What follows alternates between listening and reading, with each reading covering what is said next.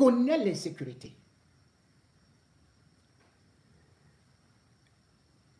Et on irait imaginer que le ministre de l'administration territoriale, qui a bien sûr invité les gouverneurs, que ce soit sa préoccupation première, la sécurité. Sécurité parce que aujourd'hui, il y a résurgence de Boko Haram, d'autant plus que l'armée tchadienne voudrait désormais ne s'occuper que de son territoire. Et il y a des problèmes avec le corridor, avec la République centrafricaine. On aurait attendu à Tangandji sur ces problèmes où les transporteurs camerounais se plaignent de plus en plus être victimes du harcèlement des éléments de Wagner. À l'Est, on a aussi des rebelles qui entrent là-bas, sans pour autant oublier que les preneurs d'otages sont de plus en plus nombreux. La crise anglophone est loin d'être résolue. Voilà des défis auxquels l'État du Cameroun doit faire face. Mais grande a été notre surprise de voir à Tangandji réunir justement alors tous ces ministres, enfin, puisque lui-même aussi, il sera bientôt un chef d'État, pour proclamer que le danger du Cameroun vient ou viendrait de Maître Alice Kom et de Maurice Kamto. Il a d'ailleurs projeté l'image de Maurice Kamto en 2020 qui ne s'est pas présenté, qui a refusé avec le MRC de participer à la double consultation législative et municipale. En quoi un parti d'opposition qui refuse de participer, encore qu'il y a au moins 300 partis au Cameroun, devient-il un danger pour le ministre de l'administration territoriale? Est-ce qu'un parti de l'opposition a été surpris avec des armes? Que non. Tangandji est en train d'agiter actuellement un foulard rouge pour effrayer des populations et surtout profiter pour mettre hors d'état de nuire Maître Alice Kam, et pourquoi même pas l'éliminer et aussi jeter Kamto en prison. Tangandji a déclaré: la récréation est terminée pour tout hors la loi. J'essaie donc de regarder cela devant les gouverneurs. La récréation est terminée. J'ai parlé des défis de sécurité. Les défis de sécurité pour Tangandji, c'est lesquels? Savez-vous que, au moment où je vous parle, à l'instant T, nous avons une situation à Maroua. Deux communautés sont en guerre. Deux communautés sont en guerre. Et ça risque d'aller jusqu'à la guerre civile. Et ces communautés, en même temps, sont au niveau de la frontière avec le Tchad. Et chaque communauté appelle des renforts. C'est-à-dire qu'il y a la communauté Moussé et il y a la communauté Massa qui se battent depuis le 7 décembre 2024. Il y a des morts, il y a des armes blanches, il y a des fusils d'assaut. Tangandji ne s'occupe pas de ça. Il ne parle pas de ça. Le pire, c'est que Là-bas, il y a une gendarmerie. Et cette gendarmerie-là, justement, je crois que la gendarmerie, c'est à 200 km dans l'arrondissement de Gobo. Vous voyez jusqu'où est la gendarmerie? Cette gendarmerie, ils n'ont pas les armes. Ils n'ont pas les effectifs. Atangandji préfère prendre les policiers pour aller garder les bureaux du rédac. Mais là où ça fait mal actuellement, il ne regarde pas là-bas. Ce n'est pas sa préoccupation. Et ce qui est terrible, c'est qu'il s'occupe, dit-il maintenant, des associations. Et il dit aussi que les églises éveillées, préparez-vous. Mais qu'est-ce que Atangandji cherche? Vous vous rendez compte que, selon des rapports officiels, Yaoundé-Douala compte 16 000 bars. Les bars se situent à côté des écoles, en face des écoles, voire à l'intérieur des écoles et des universités. Or, la loi l'interdit. Atangandji ne s'occupe pas des bars. Il dit qu'il s'occupe maintenant des églises éveillées et des associations. C'est ça qui crée la déstabilisation au Cameroun. Alors qu'on sait que l'alcoolisme, l'ivrognerie, pour un pays comme le Cameroun qui est devenu le plus grand consommateur d'alcool en Afrique, que c'est un véritable souci national. Mais non, il nous dit que c'est le rédac qui est un véritable souci national. Parce que le rédac, avec Maître Alice comme pourrait être ceci, va déstabiliser le pays. Un pays où il y a des guerres. Un pays où on voit maintenant les microbes un peu partout. Et là, il parle de défiance à l'autorité de l'État.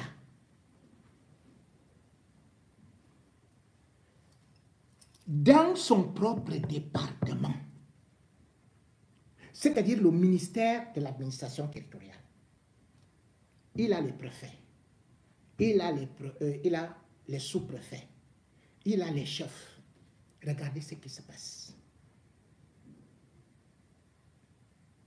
Le gouverneur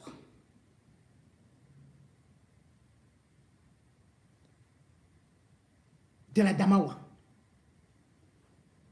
depuis 2019, reçoit des injonctions, des recommandations ou des instructions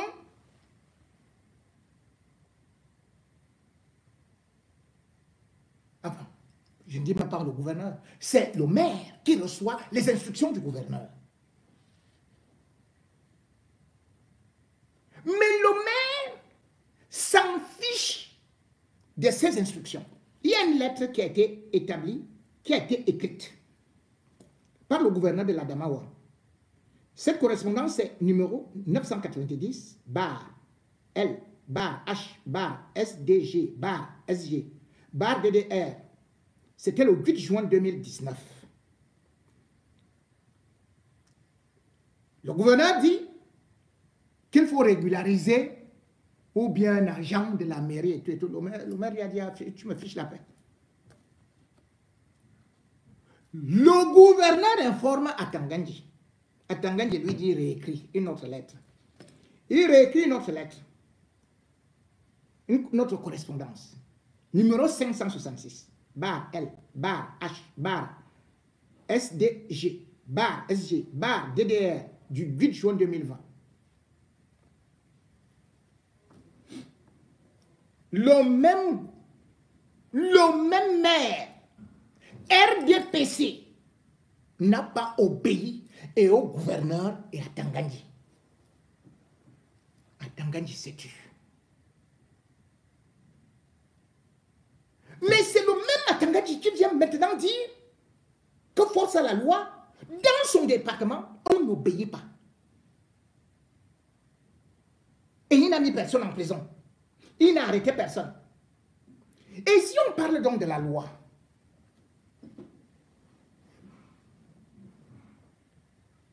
tous les gouverneurs du Cameroun des 10 régions sont des hors-la-loi. Comment vous pouvez prendre un hors-la-loi pour appliquer la loi? Atangandji ignore une chose. Les gouverneurs des 10 régions du Cameroun, tous ont atteint et dépassé l'âge de la retraite depuis fort longtemps. Donc leurs actes sont illégaux. La loi dit ceci, que les gouverneurs et autres, ils vont à la retraite comme tous les autres fonctionnaires, à 55 ans. Mais dites-moi, ces gouverneurs que Atangandji a réunis là, ce ne sont pas des bandits. Ils ne piétinent pas la loi. Je vais vous donner leurs âges.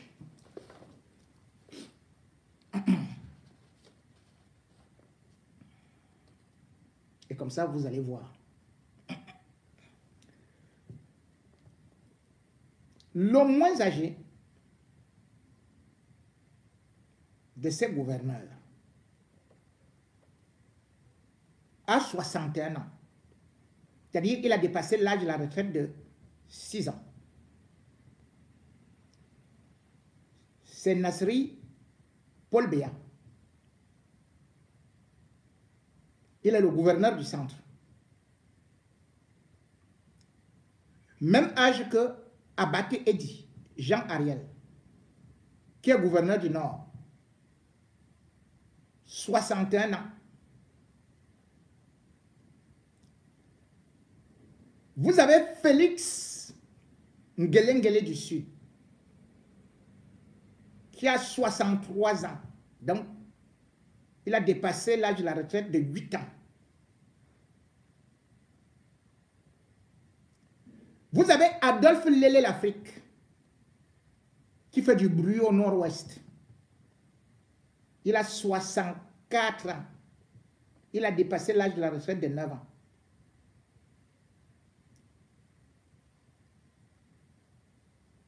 Je ne sais pas si j'ai... j'ai sauté. Samuel Dieudonné Iva Dibois, le shoga de Douala, le show des influenceuses et des influenceurs. Il a 63 ans. Il a dépassé l'âge de la retraite de 8 ans.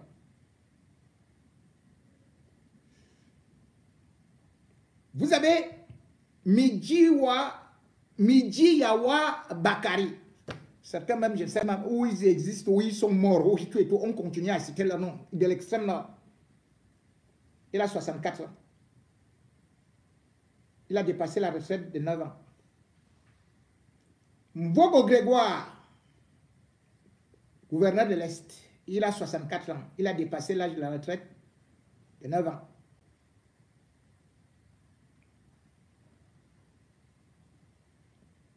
Kidadi Tagioke Boukar, gouverneur de la Damawa, 65 ans. Il a dépassé la retraite de 10 ans.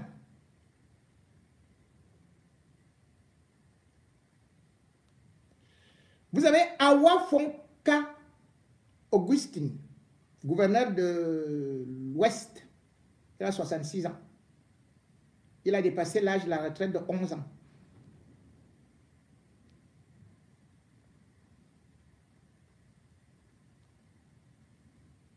Vous avez le doyen Bernard Okalia Bilay, gouverneur du Sud-Ouest. Il a 68 ans. Il a dépassé l'âge de la retraite de 13 ans. Quand vous dites la récréation est terminée. Pour tout hors la loi, force restera la loi. Ceux-là, ils sont quoi? Ils sont des hors la loi. Et le pire, c'est qu'à Tangandji lui-même, c'est un hors la loi qui est en train de vouloir nous distraire. Pourquoi? Parce que le véritable problème d'Atangandji aujourd'hui, c'est que c'est un grand bandit de la République qui a décidé de faire un coup d'État. Et là, les services de renseignement, parce qu'il sait que l'actualité, les phares sont braqués sur lui. Il commence donc à faire le bruit pour qu'on regarde ailleurs ce qui se passe. Il vous dit, tel machin a déjà les armes, est déjà en train de faire venir de l'argent. Mais l'affaire Sani, Mohamedou,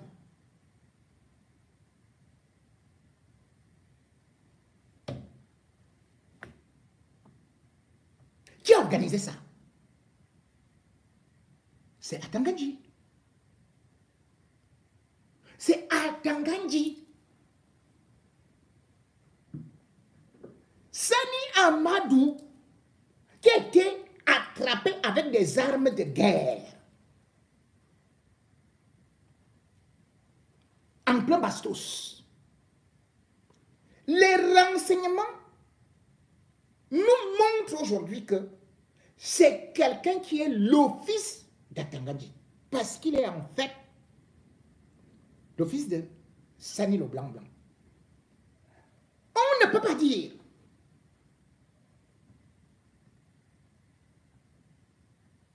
que Atangandji aime notre pays. Sani le Blanc Blanc était un féminin. Et c'est lui qui a fait cet enfant. C'est Sani le Blanc Blanc, parce qu'il mettait beaucoup le blanc, qui est allé avec Atangandji au Nigeria pour aller faire là-bas. Et quand il rentre, bien évidemment, il va créer une banque. Les banques de Feman. C'est pour ça qu'on vous a dit que Atangandji était banquier. C'est le père de Sani Mohamedou, le commandant Sani, qui était à la Légion française. Sani a fait 3 enfants, c'est-à-dire que 2 garçons et une fille. Donc, Atangandji est devenu, par la suite, leur grand frère. Et Sani était sergent dans la Légion étrangère. Il arrive au Cameroun. Atangandji le transforme en commandant. Et on lui attribue un poste et en Irak et en Afghanistan, là, il n'y a pas l'armée camerounaise. C'est Atangandji qui a signé les documents. 26 fois pour importer les armes de guerre. Or, seul Paul Biya est autorisé, le chef de l'État, même pas le ministre délégué à la Défense, de faire venir les armes au Cameroun. De faire entrer les armes au Cameroun. Atangandji dit que c'était une erreur. Comment vous pouvez faire une erreur 26 fois? Et surtout, vous le logez. Atangandji a nié comme s'il ne le connaissait pas. Or, on regarde notre enquête et aussi des éléments des services de sécurité. Nous avons découvert que Atangandji s'est présenté comme son père, le père de Sani Mohamedou, qui avait pour objectif de tuer Paul Biya. Sani Mohamedou avait pour objectif de abattre Paul Biya. Et comme il croit qu'il est très intelligent, je vais lui montrer quelques petits éléments. Cette femme que vous voyez, c'est l'épouse de Sani Mohamedou, le faux commandant. Cette femme s'appelle Nouria. Et je peux vous dire que Sani, le terroriste, s'est marié à cette fille officiellement à Yaoundé le 6 août 2022. Et vous savez qui était le père de Sani? À Tangandji. Qui était le père de la fille? Mbargamboa.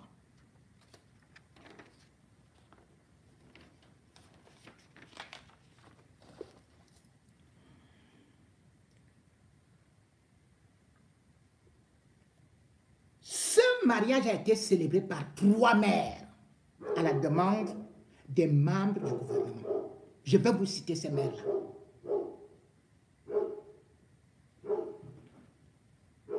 Monsieur Ouna Lucas, maire de Yaoundé 3. Monsieur Yoki Onana Jacques, maire de Yaoundé 6.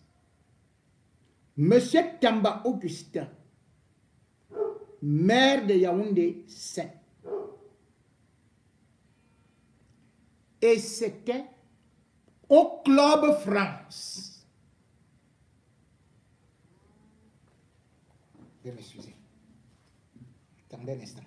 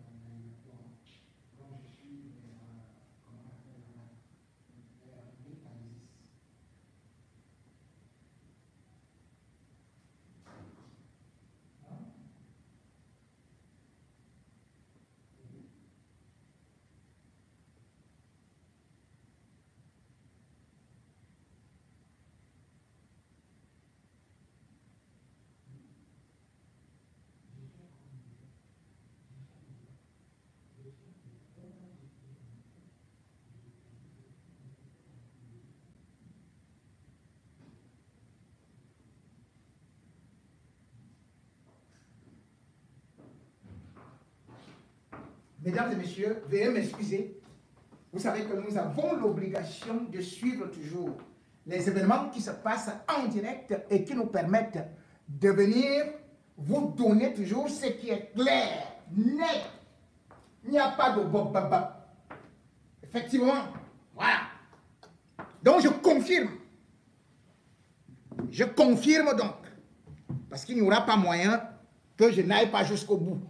On me dit que c'est pour la sécurité de l'État. Il ne faut pas donner tous ces noms-là. Non, je donne. Je donne. Alors, il se trouve que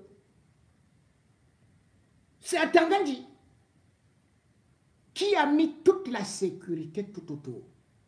Et je vous rappelle que il y avait tous les membres du gouvernement. Sauf le ministre délégué à la Défense. Tous étaient là. Y compris les Ngongo. Ça ne s'est pas arrêté là. Parce que par la suite, je crois qu'ils sont allés au Hilton. Oui. Oh oui. C'était au Hilton après. Il n'y avait pas le MINDEF. Il n'y avait pas Laurent Essou. C'est-à-dire que après avoir célébré ça, ils se sont déportés au niveau du Hilton, haute sécurité. Comment les membres du gouvernement se sont retrouvés alors qu'il y a des services de renseignement? Vous ne pouvez pas apprendre, moi-même on ne peut pas me dire, c'est comme si on me dit que va à l'ambassade du Cameroun au Kosovo ou bien va à l'ambassade du Cameroun au ciel. Ça n'existe pas.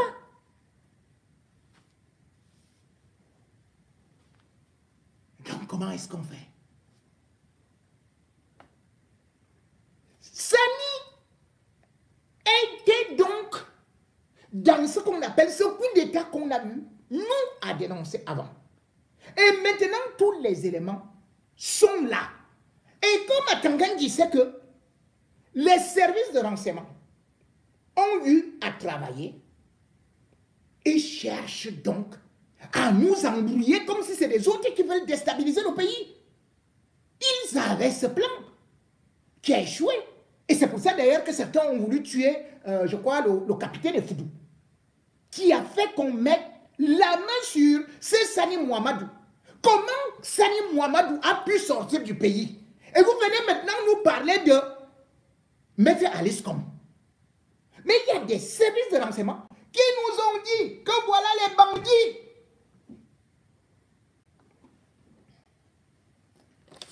Mais nous avons ici un message porté. Mais attendez, c'est hallucinant. Message porté. Origine DS bar GN GBA B CMP bar PRC, président de la République, chef division CEMI. Mais attendez. Le texte numéro 00031 du 24 avril 2023.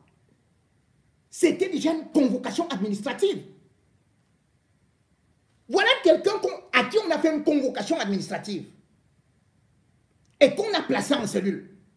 Maintenant, vous vous acharnez sur mettre comme. Alors que le vrai problème ici, c'est comme suite à la recherche en responsabilité ouverte relativement aux activités suspectes du nommé Mohamed Oussani, activité ayant entraîné une suspicion de menace à la sécurité de l'État et en exécution, instruction hiérarchique. Honneur vous demander respectueusement de bien vouloir inviter Bachir et tout. Mais c'est pas possible. Et ce monsieur avait à quitter le pays.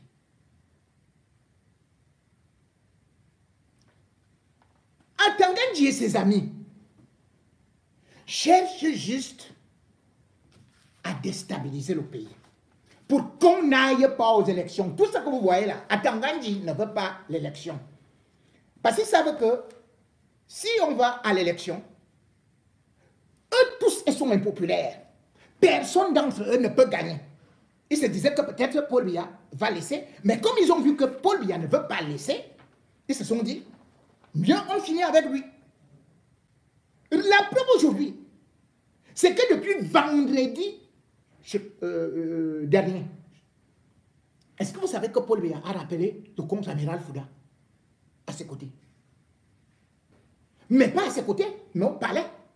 Le contre-amiral Fouda qui a été éjecté là. Je vous avais dit qu'il est éjecté. Mais je vous dis qu'il est reparti au palais. Mais sauf que Paul Biya a tellement peur qu'il n'est plus dans le même bureau que Paul Biya, ni dans le même bâtiment. Il est en train d'errer là-bas. Et vous allez voir les mouvements qu'il y aura en janvier. Avant fin janvier ou février. Vous allez voir des mouvements. Donc Atanganji est en train de vouloir s'agiter comme si c'est lui qui voulait bien protéger le régime, comme c'est lui qui voulait protéger Paul Biya. Alors que dans les mêmes services de renseignement, on a les notes des services secrets américains qui nous parlent, bien sûr, de l'ancien ministre de la Défense. Vous vous rendez compte? L'ancien ministre de la Défense, qu'on appelait, qu'on surnommait Bad Boy. Et ils sont maintenant avec lui. Puisque Paul Biya ne l'a pas relevé, parce que déjà, en 2010, quand vous voyez d'ailleurs les choses de Wikileaks, on cite le nom de Rémi Zemeka, qui avait un projet de renverser Paul Biya. Mais vous le voyez dans les mêmes dossiers actuellement, le nom de Rémi Semeka réapparaît. Ce n'est pas pour rien dans l'affaire Mohamedou Sani. Et comme il savait que si Mohamedou Sani reste au Cameroun, il finira par cracher tout devant Paul Biya. Allez!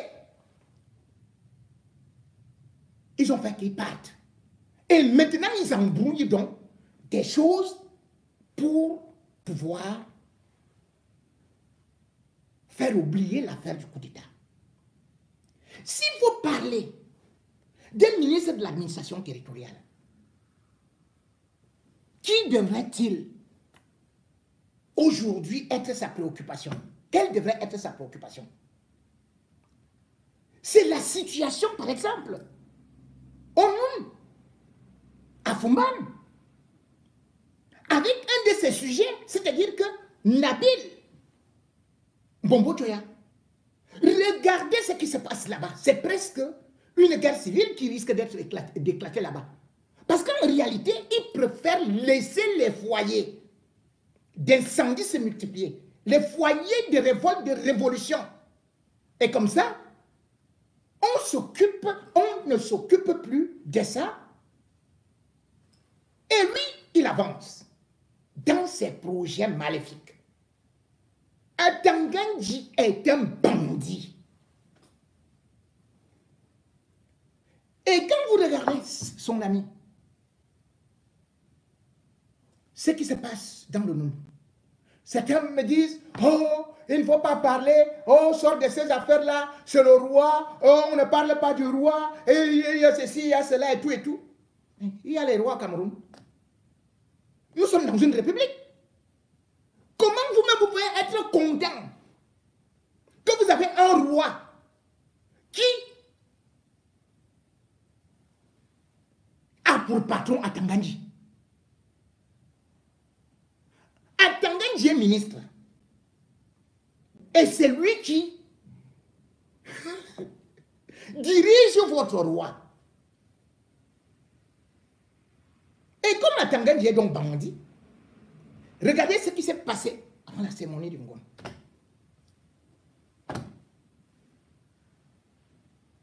Il a voulu créer le désordre là-bas. Et il a déjà créé le désordre au palais. Avec la reine héritière qui est surnommée souvent Ourietou. Voilà une femme qu'on appelle héritière, qui a été tabassée avec sa maman.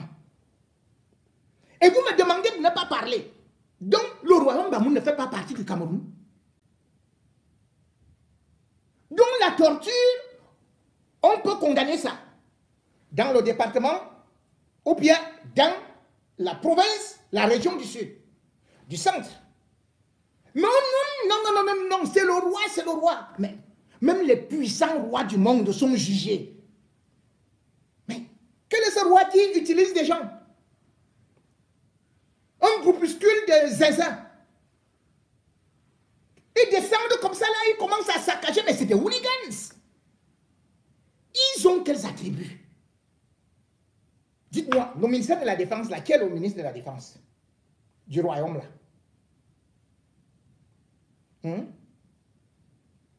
Où sont les ambassadeurs du royaume? On ne peut pas avoir un royaume et on n'a pas les ambassadeurs. Qui est Mbargangele là-bas? Qui est le patron de la police? Ce n'est pas le Bir qui est venu la dernière fois, c'est-à-dire qu'en février 2023, lorsque le même roi est parti tabasser un autre roi, parce que vous vous dites que non, l'autre là n'est pas un vrai roi, c'est qu'il y a quel vrai roi dans une république? Mais soyons sérieux, dans quel monde on a vu un roi dans une république? Admettons même qu'il soit roi. Admettons qu'il soit roi. Est-ce que roi veut dire qu'on est Dieu? Est-ce que roi veut dire que vous prenez des populations, vous les tabassez, vous faites tout ce que vous voulez? Quel est ce roi qui prend le fouet pour tabasser des gens avec la queue de cheval? Quel est ce roi qui enferme sa cohéritière.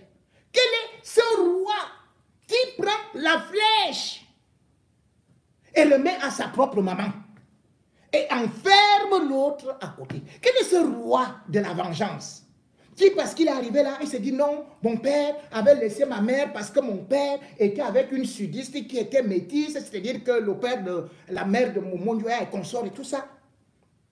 Donc on était maltraités, maintenant je vais tout prendre. On donne les présents, comme cela se fait dans la tradition, à la cohéritière. Elle va le voir. Que voici cela avec la diaspora des États-Unis et tout ça, je suis venu. Le roi dit, pardon, quoi? Je veux même t'arracher les champs là. Parce que les récoltes ou bien les provisions qu'on a apportées de ces champs là, il veut tout diriger. Aujourd'hui, les titres fonciers, comme bien évidemment, ça revenait déjà en bon monde, ça lui revient. C'est de la dictature, c'est de la tyrannie. Et tout ça, sous le regard attentif et les encouragements d'Atanga Ndji. On ne peut donc pas nous dire aujourd'hui que le problème du Cameroun, les gens qui risquent de déstabiliser le Cameroun, que c'est Kamto, que c'est Maître Nkom. Mais les gens qui risquent de déstabiliser le Cameroun, ce sont les gens d'Atanga Ndji. Imaginez si une guerre civile déclenche là-bas. Voilà un roi qui lui-même ne peut pas être élu dans son royaume, même comme, bon, voilà, on peut dire que le royaume c'est dans le sang.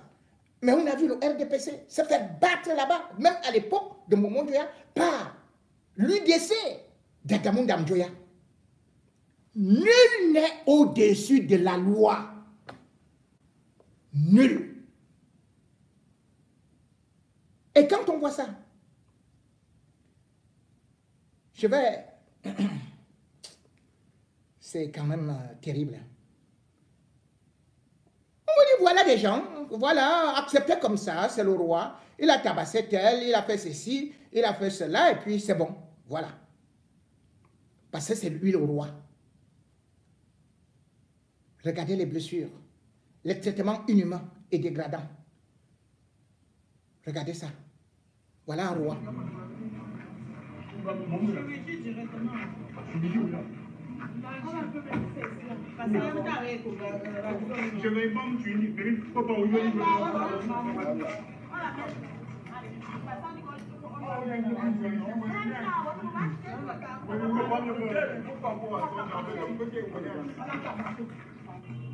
Voilà les actions d'un roi au lieu de protéger son peuple. Ça c'est comme bien.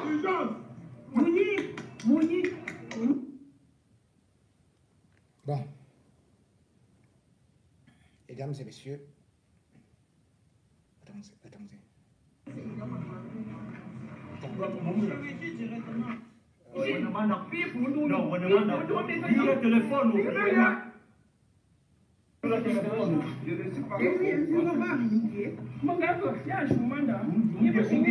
Traduisez, hein?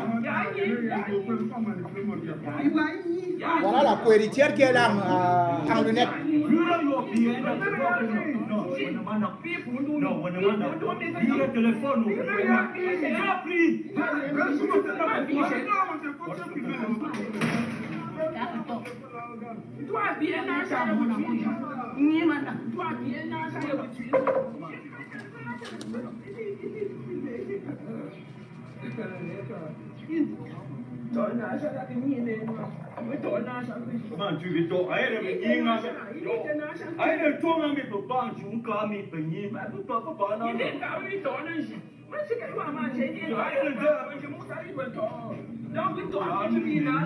Traduisez, hein? Moi je ne comprends pas. Parce que vous allez dire, oh, il a manqué le respect au roi. Il a manqué ceci. Je parle des rois de chez moi. Je parle de... Vous respectez Atanga Ndji. Le roi lui-même il respecte Atanga Ndji.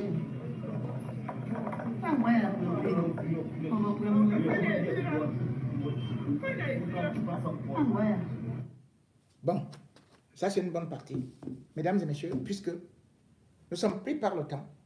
C'était juste pour vous démontrer et vous montrer la malhonnêteté d'Atangandji, qui, depuis qu'il est là, le Cameroun est complètement en feu.